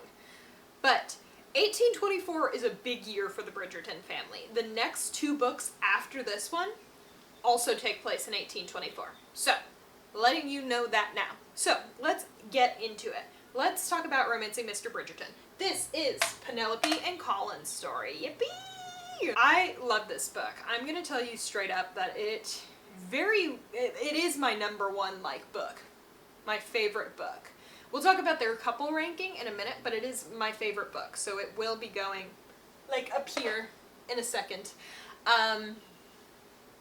But yeah, so let's get started. Colin and Penelope. The introduction, the prologue is Penelope. The prologue kind of talks about how Penelope falls in love with Colin one of the first times she sees him. She and her family are out on a walk, and he is riding a horse. And she sees him riding a horse and, is nearby, and her bonnet flies off and hits him in the face and knocks him off the horse, okay? So, it's the very first time they meet each other. Yeah, so that's the story of how she encounters him and falls in love with him pretty immediately.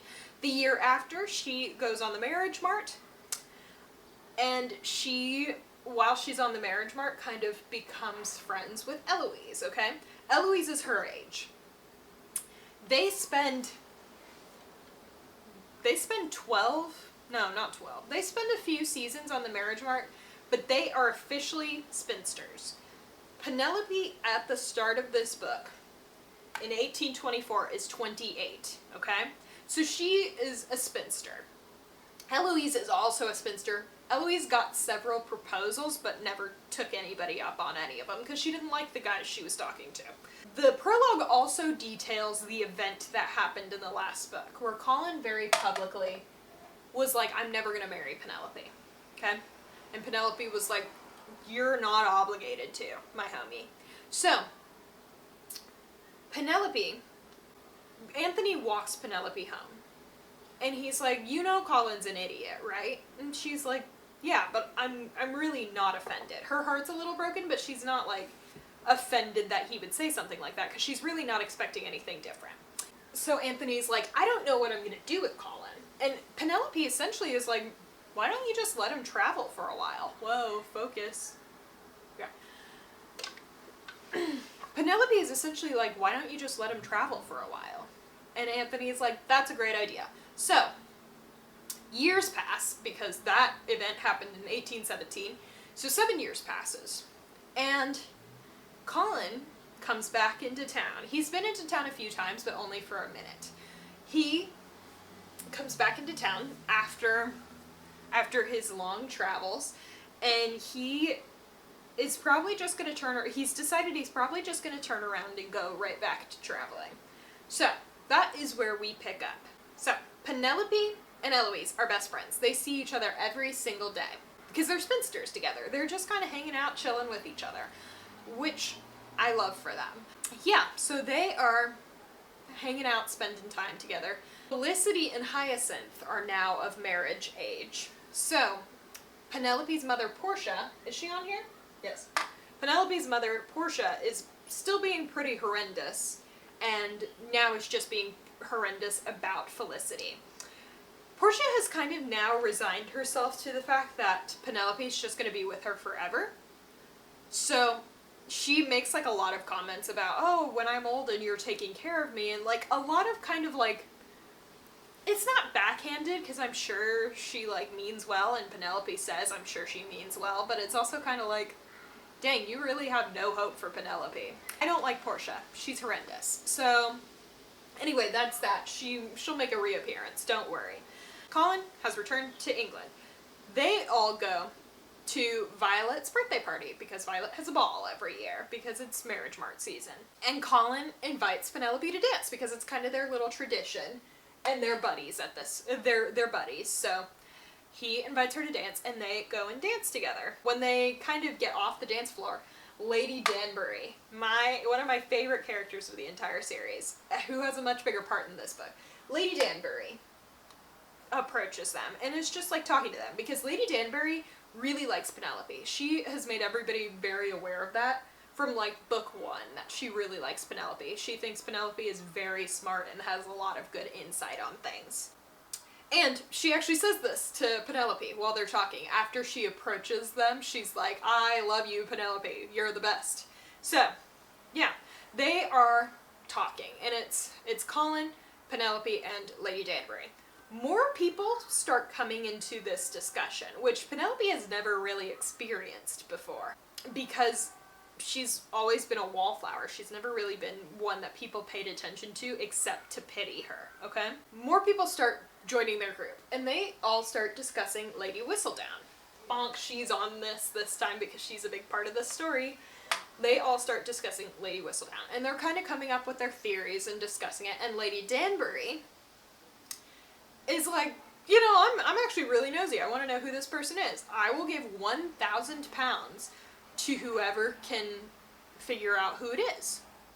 So that kind of becomes like the big discussion. Like, people are like, oh my gosh, will we ever figure out? And they're all talking about like their theories. And Lady Danbury turns to Penelope and this big group of people and is like, who do you think it is? And it's the first time Penelope's been the center of attention for a lot of these people. And Penelope very, like, honestly is like, I mean, you know a lot about everyone, Lady Danbury. I think it's you, and I think you're trying to, like, cover for yourself by introducing this prize. And Lady Danbury actually thinks that's really hilarious and, like, hypes her up. So Lady D sees herself a lot in Penelope. Like, she says this multiple times in this book.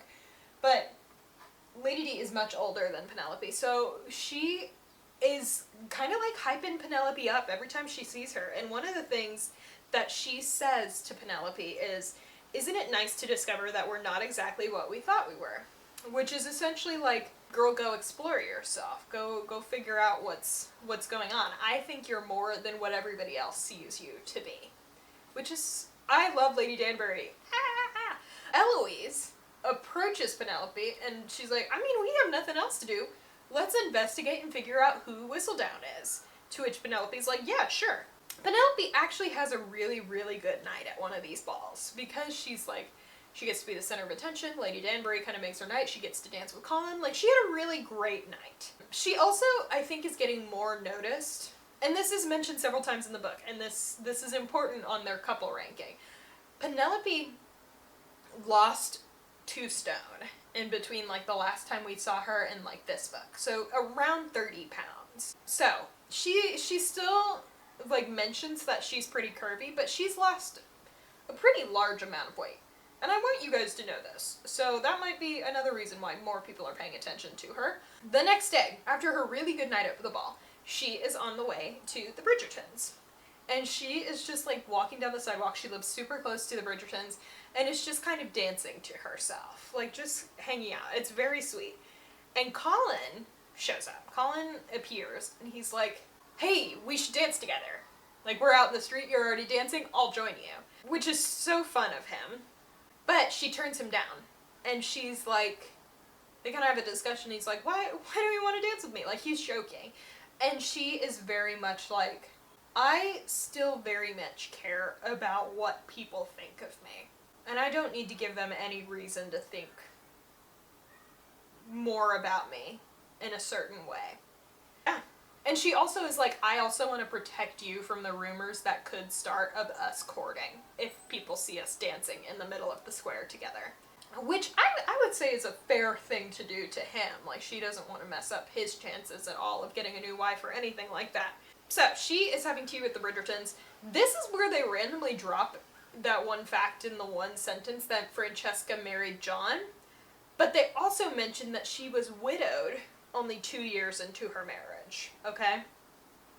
So Francesca's just kind of living her best life, managing, not living her best life because her husband died, we'll find out more about that, but widows have a lot more freedom in society than unmarried women or married women do. So she is just kind of, she's got a lot more freedom than a lot of the people she knows, which is very cool. The Bridgertons discuss with Penelope who they think is Whistledown, and Hyacinth and Eloise are like really into this conversation, like they're all having a discussion, and Colin is like, sure, it's Eloise. He doesn't say it at this point in time, but like Penelope can tell by how he's behaving, and he kind of like insinuates that it's Eloise. Anyway, several days later, she comes back to the family house. Colin is also living there at this moment because he thinks he's about to leave again to go travel again. But Penelope shows back up to the house, and to the Bridgerton house, and she's the only one there. And while she's there waiting for Eloise and all of them to return so Eloise and her can go shopping, she sees Colin's journal lying on a table, his travel journal. And she reads, she's like, oh, it's already open, I'll just read a page. And then proceeds to read like a bunch of it. Colin walks in on her doing this and he gets really upset. And he's like trying to put his hand down to grab the journal and he cuts his hand on a letter opener. So she's kind of left to like fix his hand, and she's like bandaging it up, and while she's sitting there talking to him, she's like, hey, you're a really, really talented writer. Like, I really was enjoying reading that. I'm sorry I did, but you're very talented. So they get into talking some more, and Colin mentions that he kind of feels like he's got nothing to be remembered by, and he's like really genuinely concerned that the only thing he's going to be remembered for is being mentioned in Whistledown a bunch of times. And he's kind of snotty about it. Like, I don't know, but he's kind of a snot. I don't love his attitude during that portion. But yeah, he's sitting there complaining about this, and she's like, why are you complaining about this? Like, get over yourself. And she essentially is like, well, you're being entitled, and you can start complaining about that after you spend a day as an on-the-shelf spinster like me, and essentially storms out because he's being a brat. And she puts him in his place for being a brat. So, good for her, honestly. Later, everyone goes to a concert. It's the Smythe Smith concert. It's 4 girls. There's like a whole spin-off series. I haven't read it. I haven't read any of the spin-off books, but there's a Smythe Smith series about those 4 girls, okay? And everyone's there because they're all being polite. And notoriously, the Smythe Smith girls are terrible at music. Like, they're not talented. It's really hard to listen to them, all sorts of things like that. But Penelope goes out of her way to go to the concert because she's like, I have been unsupported before. Like, I have been there before. I've had to do embarrassing things because that's what my family expected. So I want to give those girls support. Lady D shows up for the exact same reasons. And they're just kind of talking, and Lady D is kind of like, I do not think Whistledown is going to dog on these girls. I think she only calls out the people who need to be called out. Like, she's not going to go out of her way to... She's not mean. Like, she's not going to be mean to these girls because they're bad at music. Which, yeah. Because Lady D is a nice person, and she's also majorly observant. Penelope also kind of is like, hey, I've been here before, like, I really sympathize with them, and Lady D says the exact same thing. Specifically in the Smythe Smith girls, there's one girl who's very aware, like, 3 of them are not aware they're bad at music, one of them is, and she looks terribly embarrassed every time she has to play. So, Penelope specifically sympathizes with her, and so does Lady D. After that, Colin comes to see Penelope, and he's like, hey, I'm really sorry for acting so entitled. Like, I'm sorry about that. And she's like, that is okay. And she tells him that he should try publishing his travel journals because she really, really enjoyed reading them. Colin is like, nothing. And so Penelope just goes along with it. So Eloise gets kind of really mad at them for cutting her out of the equation, which, as she should, no one wants to have secrets kept from them. The following morning, Colin calls on her. And this is the first time in like 12 years that Penelope has ever been called on. Like, she's never been called on before. So Colin showing up and calling on her is like a big deal to her. But he shows up and he's like, I think Eloise is Whistledown. Like, I'm sure Eloise is Whistledown. And Penelope's like, I really don't think so. Like, she would have told me. Colin says that rumors can, like, really ruin a person. Like, if the rumor of Eloise being Whistledown got out, it would be really, really terrible. And the example he gives is if he seduced Penelope, then Penelope would be ruined. And the second he says it, these two immediately are like, oh, do I want to kiss that person? And at the exact same time, they realize, like, oh, okay, so we're both attracted to each other. And Penelope is like, hey, I've never been kissed before. Before I die, I want to be kissed. Could you be my first kiss? And so they kiss. But when they're done, she's like, all right, thank you for taking pity on me, essentially, which is so sad. And he gets really upset about that and leaves. It doesn't communicate why he gets upset by that. So then Penelope's also like, oh, is he mad at me for doing that? Like, there's a whole thing. Like, communication is not the Bridgerton men's strong suit a lot of the time. So he really, really bad communication skills. Great job, Colin. So Colin goes back to his mother's house and he goes and confronts Eloise immediately. Like, he's like, I know you're Whistledown. Which leads to one of the funniest texts in the book where Colin is like, I know you're Lady Whistledown. And Eloise, written with 8 A's, it looks like, says, what? Which just made me laugh. But he thinks Eloise is Whistledown because she's always got ink on her hands. Like, she is always writing.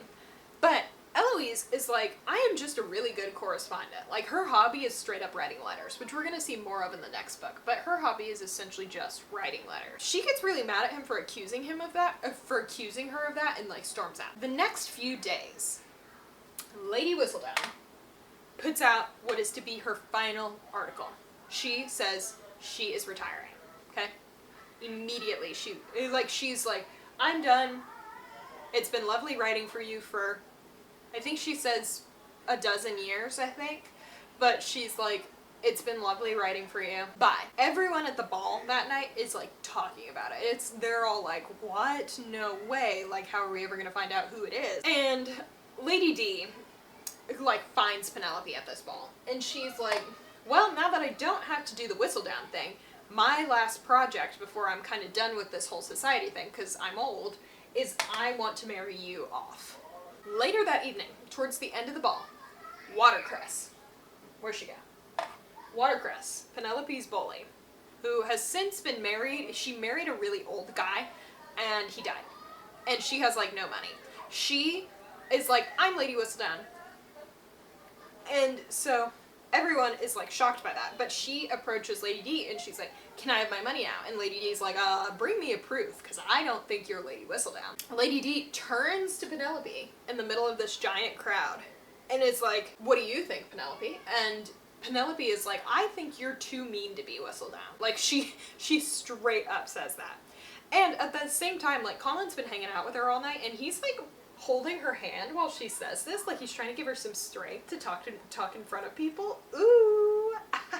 And then Watercress is like, okay, I'll bring you proof. Give me 2 weeks. The next day, Colin goes to visit Penelope again. But he sees her getting into a hired carriage, which is strange because the Featheringtons have a carriage. So it's weird to him that she chose to get into a hired carriage. So he's like, I'll follow her, see where she's going. I wonder what she's doing.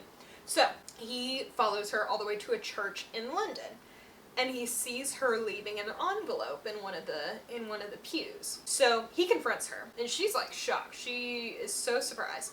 But he reads the contents of the envelope. The contents are a Lady Whistledown paper that is essentially like, Watercress is not me. So essentially, Penelope is Whistledown. Like, he finds that out.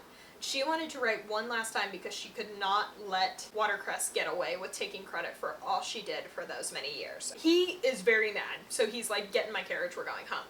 So they're riding home, and he tells her, like, he's like, Whistledown is going to ruin your reputation. Penelope tells him exactly that. She's like, I cannot let Watercress get away with this. I can't do it. It really upsets me. Colin, as he's talking, I didn't write the insult down, but he kind of unintentionally insults her. And she says that he and his family are literally just treating her kindly out of pity. That's kind of the moment he takes where he's like, actually, I really, really like you. I have a big crush on you. A big fat crush. And so we get the notorious carriage scene where they spend some time doing some stuff in the carriage. And then they get back to her house. And he gets out of the carriage and he's immediately like, so are we getting married? Because he's a huge simp. He's like, so are we getting married? And she's like, yeah, let's get married, okay? So he comes inside to the Featherington house and she's like, this is probably a really bad time. And it's because it's a family meeting. All of the sisters are there.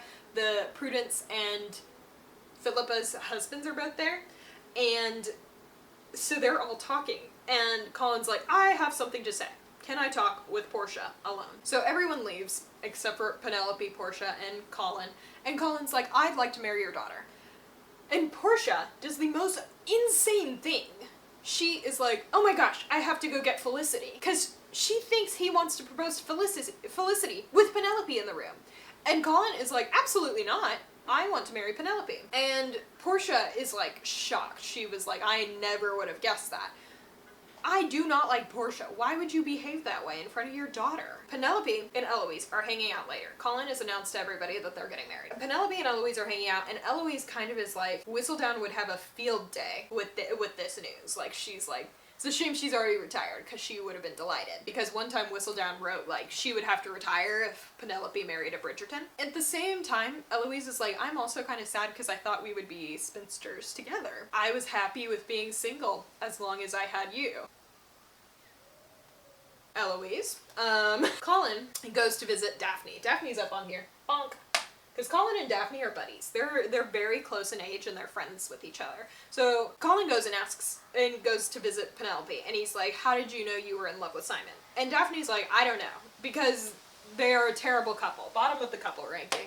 Hate them. She's like, I don't know how I knew I was in love with him, but I'm so glad you are in love with Penelope. Penelope's great. Everybody in this book is like, we love Penelope. We are team Penelope. Heck yeah. At their engagement ball, because the Bridgertons got a ball, you know? At their engagement ball, they invite Cressida. Watercress?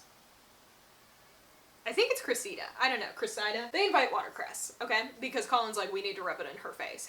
Eloise, at this ball, when she's talking to Penelope, is like, Colin's definitely in love with you, by the way. Like, this is definitely a love match, because he is totally in love with you. And Lady D comes over to Penelope and is like, heck yeah, I got you married off. Wah. Despite the fact that she did no such thing. She was no part of that. But I do love her enthusiasm. Thanks, Lady D. At the ball, Whistledown's final column comes out, which Penelope did send to the publishers, but she was not expecting it to happen during her engagement ball, so she's like shocked. And Colin is super upset because he's like, I told you to knock this off. Like, why are you still doing this? Because she could not let Watercress get away with claiming she was Lady Whistledown. So, that was the final column. And she says, like, this is my final one.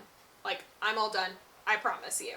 And Colin at this point is like, holy cow, I'm in love with this woman. So they run off to another room in the Bridgerton place and go do the thing. The infamous mirror scene happens, and so they get the wedding date moved up and get married very quickly. They get married, they're living their life, they're having a fun time. The one problem in their marriage is Colin refuses to even talk about Lady Whistledown. He will not talk with Penelope about Whistledown. And she thinks he's really upset with her and is like trying to make amends by like looking over his writings for him. Colin lets her read them, and she once again is like, you should really publish these, they're really good.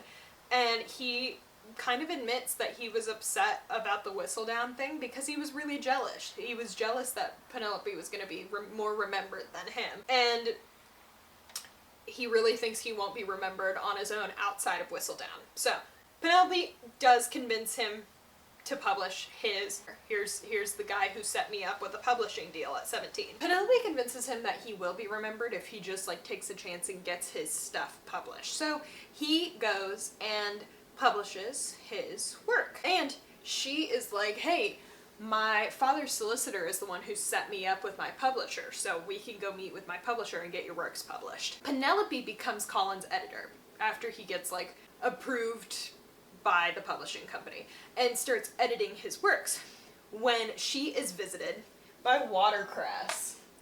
Why would Watercress be at Colin and Penelope's house, you might ask? Well, Watercress knows that Penelope is Whistledown because of certain language that she used in her final thing, where she was like, hey, Whistledown is not Watercress. In her final thing, she uses specific language that Penelope uses, and Watercress figures out, this is the one. So she approaches Penelope and she's like, well, I know you're loaded because you were Lady Whistledown, so I'll be quiet about it if you give me 10,000 pounds.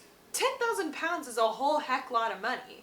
And Penelope, even who is rich as can be, doesn't have that in her bank account. So Watercress leaves, Colin comes back, and he's like, she tells him what happened, and so Colin goes out to talk to Anthony to see if they can resolve the problem. Penelope's like, hey, we don't need to involve your family, I think Lady D would take the fall.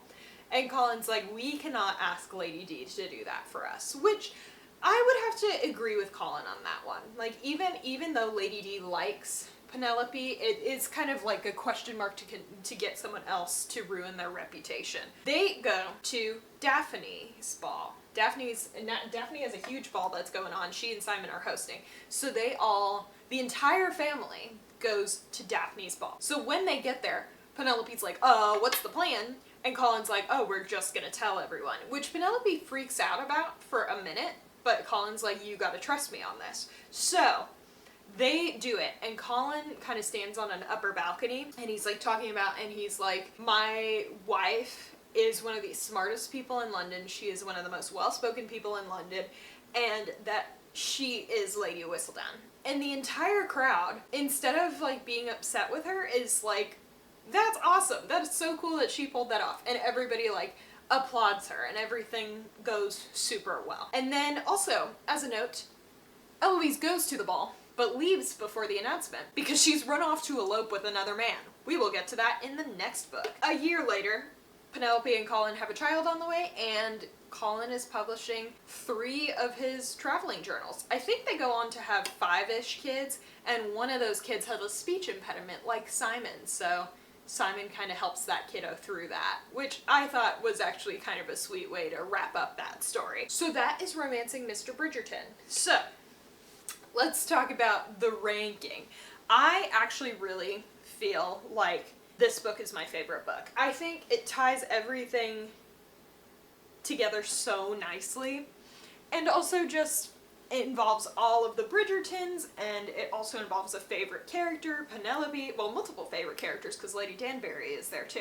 So I do think that this is the best book. As for the couple, for me personally, and I know he is probably up much higher on the ratings than some others, they are really cute together, but there's 2 things I can't get down with. I don't like that he's only really interested in Penelope after she loses a bunch of weight, which I know is absolutely a trope of the times. These books came out from 2000 to 2006, so I am absolutely aware that that's a trope of the times, but I still don't love that. And then I really don't love his jealousy when it comes to like Penelope being a successful writer when he's not, when he hasn't even like tried to be a successful writer. At the end of the day, I think they would have gone up much higher if they weren't up against a lot of these couples. Because believe it or not, a lot of these couples are actually really likable. Them being right over Benedict and Sophie, please hear me when I say there is a massive gap in between them. The three couples that are gonna go down here, because there's still one missing,